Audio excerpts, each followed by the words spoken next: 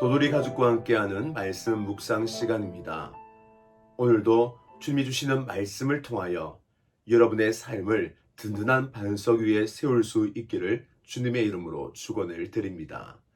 오늘 함께 나누실 말씀은 누가복음 12장 49절에서 59절 말씀입니다. 예수님께서 이 땅에 오신 목적, 예수님께서 스스로 나는 많은 사람들의 대속물로 왔다라고 말씀하십니다. 그 이유는 우리에게 생명을 주려 하시기 위함입니다. 죄인인 우리가 하나님의 복된 자녀로 부유한 삶을 살도록 하기 위하여 예수님께서 이 땅에 오신 것이죠. 그리하여 예수님을 구원의 주님이다라고 말합니다. 그래서인지 예수님의 이미지는 사랑, 온유, 화평, 평화, 안식, 평안, 기쁨, 이러한 단어로 표현될 수 있습니다.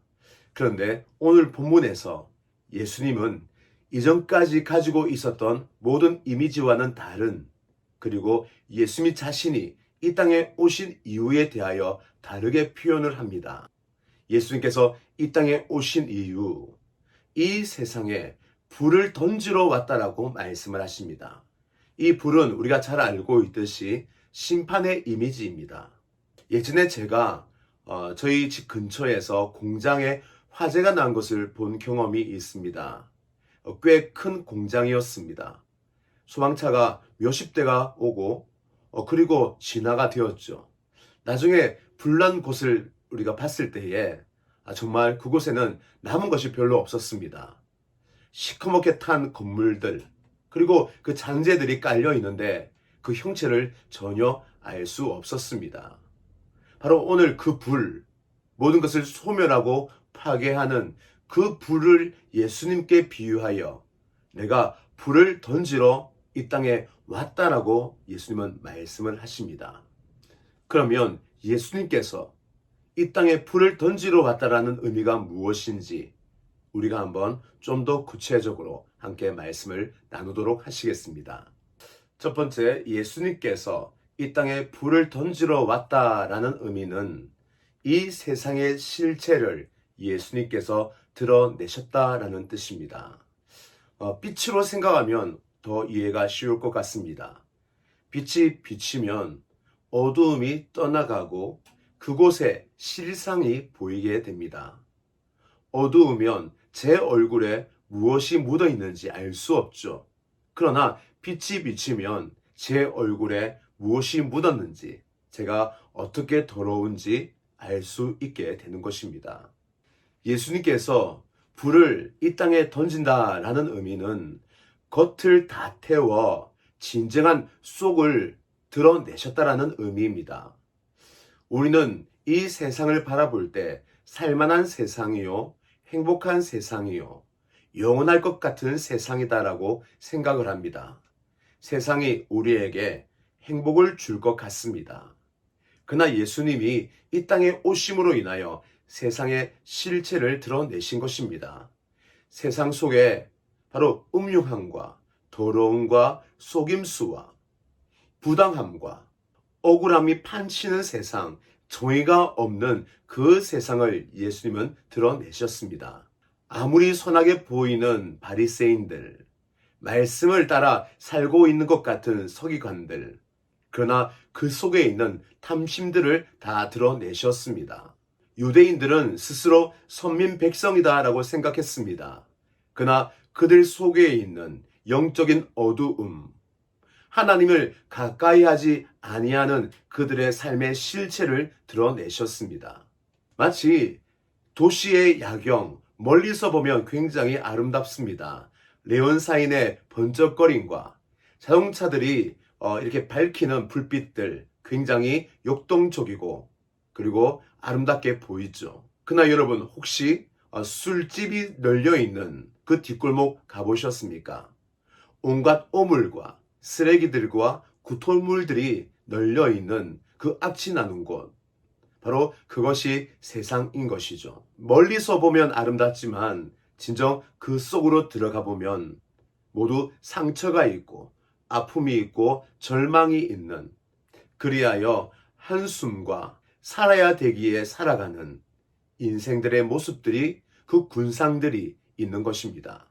세상이 안전하다라고 생각하는 이들에게 마치 침몰하는 배에 구멍이 나 있는 것을 보여주듯, 예수님은 바로 이 땅에 불을 던짐으로 함몰되는 세상, 심판받을 수밖에 없는 세상을 예수님께서 보여주신 것입니다. 바로 불이 떨어지는 그곳에 어둠의 실체가 드러나는 일들이 일어난 것이죠. 저와 여러분, 예수님께서 던지시는 불을 우리가 받고 있으십니까? 예수님께서 내 마음속에 불을 던지시고 내 삶 가운데에 불을 던지시는데, 이때 나는 내 속에 있는 더러움과 악독과 교만함과 썩어져 있는 내 상태를 발견하고 있으십니까? 예수님께서 던지시는 그 불, 바로 이 말씀을 통하여 우리는 나의 가치관, 나의 세계관, 또 내가 추구하는 바, 내 인생의 목적, 그 속에 진정한 중심을 볼 수 있습니다.